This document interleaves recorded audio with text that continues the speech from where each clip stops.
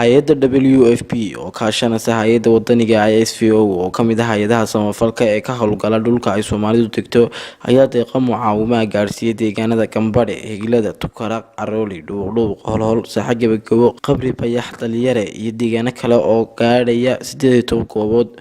Odayaasha haweenka waxgaradka deegaanadaasi ayaa ka mahad celiyay raashinkaasi la soo gaarsiiyay mas'uuliyiinta hay-adda SVO ugu horeeyay Cabdikariin Siciid oo Cabdi sheegay in muddo 9 bilood ah la barbar taagnaa caawimada raashinka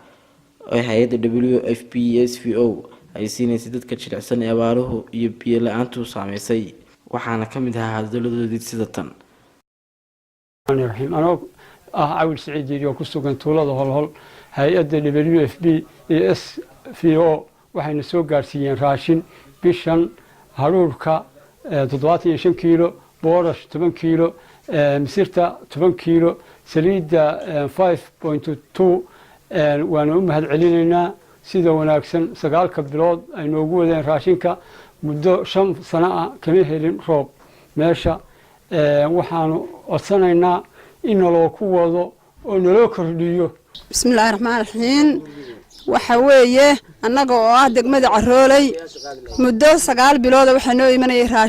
raashinkaas oo ay isla soo kaashadeen WFP iyo SVO waxaanu leenahay Ilaahay baa mahad leh subhanahu wa ta'ala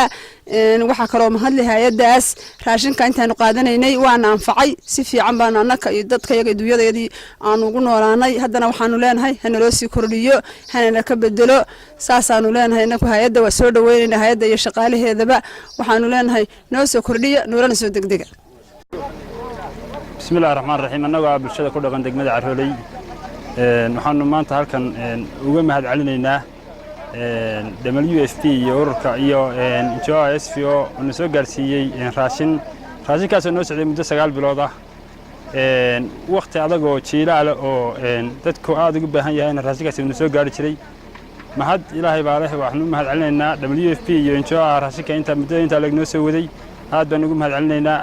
annagoo dadkii ka faa'iideystay oo fursadda raashinka qaadan jiray 9 bilood bar raashinkaasi uu noo soo socday. السلام عليكم ورحمة الله وبركاته. مركا وهريسا إلهي با محاد له مركا حيقة وحا محاد له WFP SVO بشان نوكي انتي راشنكا سي شرف بدن 9 bilood waxaan meeshan aan joogo waxaan ka mid ahay ama odaygeedahay bulshada magaalada Dhuuqdhuuq ama Burcadle magaalada markii hore Dhuuqdhuuq baa la oran jiray laakiin dhaaxda hadda waxa la yiraahdaa Burcadle adigu Dhuuqdhuuq ka soo raac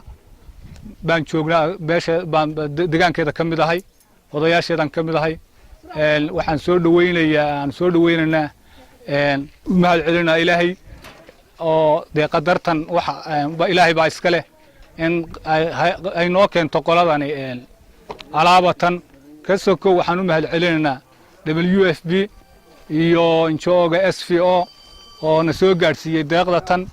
baan u mahad celinaynaa si fiican ay noola shaqeeyeen waxaan aad ugu codsanaynaa in deeqdan dadka xilli adag baa lagu jiraa 4 sano roob tigani kama diin halkan wadankan waxaan codsanaynaa dadku aad buu u dhibaataysan yahay xoolaha iyo waxay ahayd tooy dadkuba dad iyo dunyaba abaartaas way waxyeelaysay. Rahmaan Rahiim waxaan u mahadnaqaynaa hay'adda WFP. بسم الله الرحمن الرحيم الحمد لله رب العالمين ما هذا دمانتيد إلهي بaa iskale idilkeed marka ugu horeysay awalan marka xigta waxa weeye deeqdan aad arkaysaan oo hadeer ma garanaysa hortayada taala muddada dheer soconaysay waxay noo socotay muddo ah 9 bilood waxa weeye waxaana soo gaarsiiyay hay'adda WFP iyo NGO-ga SVO oo waxa weeye ma garanaysaa ka howlgala dalkan halkan aan ka hadlaynaa waxa weeye deegaanka la yiraahdo Dhuuqdhuuq iyo Burcadle sidoo yaqaano sida awgeed deegaanka sidaad arkaysaan waxa weeye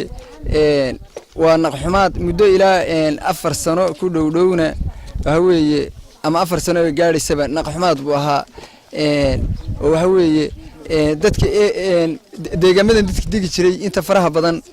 waxay sameeyaan waxay ma garanaysaa dadka dhulka tuulooyinka ku urursan mooyaane bulshadu waxay ku tiirsanayd xoolaha ku tiirsanayd ma joogaan dhulka waxa weeye dhul bay u naqraaceen wixii ka noolaa waxa abaarihii bay ku dhinteen dadkana waa dadka aad arkaysaan bismillaahir rahmaanir rahiim waxaan ka salaamnaa hay'adda liyaada WFP iyo SFO halka salaan iyo gabaadin uga soo jeedinayna deegaanka Carooley iyagoo muddo dheer oo 9 bilood gaaraysa u keenayay caawimo raashin inta kadib waxaan u sheegaynaa hay'adda WFP iyo dhammaan hay'adaha kaleba in muddo 5 sano ku dhow aan deegaankayaga wax roob uu sahelin abaar laxaad leh ayaa ka jirta oo ba'an oo dad iyo xoolaba saameysay hay-adda SFO ayaa guud ahaan dabooshay baahiyaha dadkii duruuftu la soo dariseen waxaana sanadihii ugu dambeysay ay garab iyo gaashaanba u ahaayeen danyarta jilicsan ee caawimada u baahan kumanaan iyo boqolaal baahiyuhu banaanka ka joogaan ayaa ku sugan deegaanadaasi oo gargaar iyo caawimaad u baahan waxaana ay u badan yihiin qoysas dhibanayaal xaaladahoodu aada u xun tahay farxaan maxamed caydiid